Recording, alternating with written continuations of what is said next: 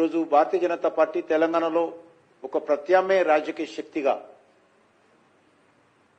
ఈరోజు చాలా స్పష్టంగా ప్రజల ముందుకు రావడం జరిగింది.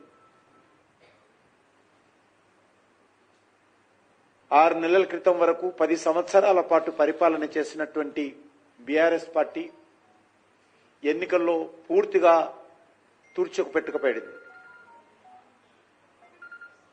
కనీసము ఒక సీటు కూడా రాలేదు.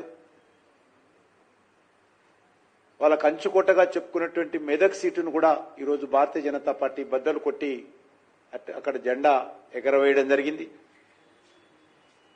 అంతేకాకుండా నేను కాంగ్రెస్ పార్టీ ముఖ్యమంత్రి కూడా కోరుతా ఉన్నాను.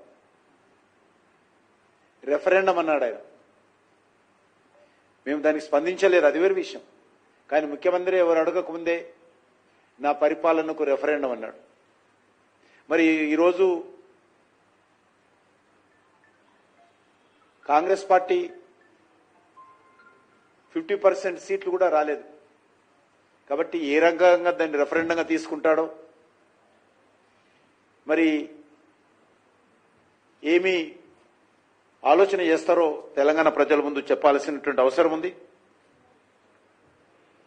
ముఖ్యంగా మనకు తెలుసు, కాంగ్రెస్ పార్టీ ఫేక్ వీడియోలు తయారు చేయడము, ప్రజలను రెచ్చగొట్టేటువంటి ప్రయత్నం చేయడము, అసెంబ్లీ ఎన్నికల్లో ఇచ్చినటువంటి గ్యారెంటీలు పక్కన పెట్టి కొత్త గ్యారెంటీలు ఇవ్వడము, ఇవన్నీ చేసినప్పటికీ కూడా మరి కాంగ్రెస్ పార్టీ ఎన్నికల ఫలితాలు మనం అందరం చూశాం.